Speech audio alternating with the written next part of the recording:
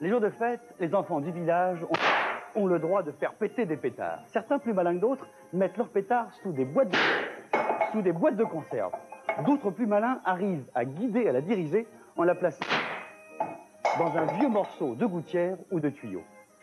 Tiens, se dit ma grand-mère, avec une explosion, je peux pousser une boîte de conserve ou n'importe quel autre objet. Le seul problème, c'est que je veux faire de ce truc-là un moteur.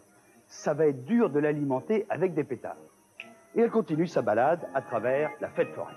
Et là, elle tombe sur, devinez quoi, cracheur de feu.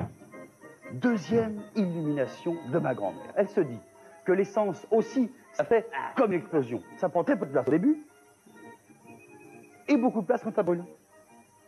En explosant, l'essence pourrait pousser une boîte de conserve, elle pourrait remplacer les pétards, ce serait beaucoup plus pratique.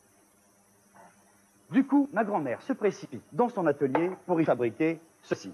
Ça, c'est la boîte de conserve, c'est le piston. Ça, c'est le morceau de gouttière, ça s'appelle un cylindre. À la place de pétards à l'intérieur, elle y met un mélange d'essence et d'air. Attention, c'est explosif, extrêmement dangereux, je vous déconseille de tenter l'expérience. À la place d'un flambeau, elle va mettre une étincelle électrique. Ça, c'est une bougie. C'est une étincelle électrique qui va mettre en quelque sorte le feu aux poudres. Attention. Paf! Génial, ça marche. Le seul problème, c'est que là, le bouchon ne sert qu'une fois. Bon sang, mais c'est bien sûr, se dit ma grand-mère, je vais faire comme sur ma locomotive.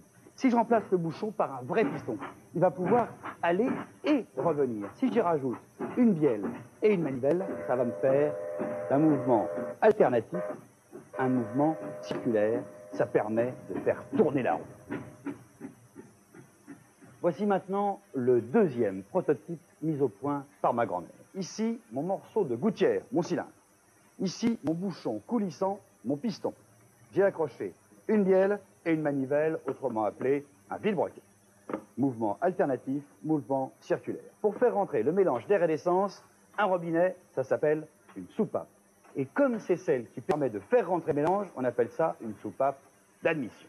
Premier temps, j'ouvre le robinet. Le gaz explosif est aspiré, comme si j'avais une seringue. Là, il est prêt à exploser. Mais pour que ça marche mieux, je vais le comprimer. Deuxième temps, donc, je ferme le robinet, ma seringue est bouchée, je comprime l'air qui est à l'intérieur, je le tasse. Prêt? Troisième temps, j'envoie l'étincelle. Paf! Ça explose. Pif! Combustion, détente, ça pousse mon piston comme ça poussait les boîtes de conserve. Dans le cylindre maintenant, il y a maintenant plein de gaz brûlés, de CO2, des gaz d'échappement. Il faut que je les évacue. D'où, quatrième temps, j'ouvre mon deuxième robinet, ma deuxième soupape pour que le gaz s'échappe. C'est la soupape d'échappement, vous l'aviez déjà deviné.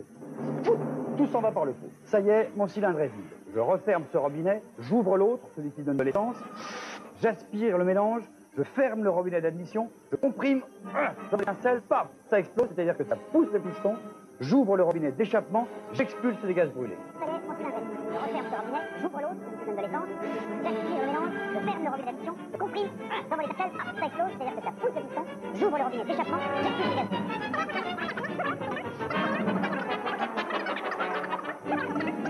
Pouf! 1, 2, 3, 4, un cycle complet. Ma grand-mère vient d'inventer le moteur à 4 temps. Merci pour elle. Ceci dit, entre son prototype et un vrai moteur, il n'y a pas de différence. Le cylindre, le piston et ici, les robinets, les soupapes. Ça, c'est donc un moteur à 4 temps, mais un seul cylindre. À ne pas confondre, attention, avec un moteur également à 4 temps, mais à 4 cylindres.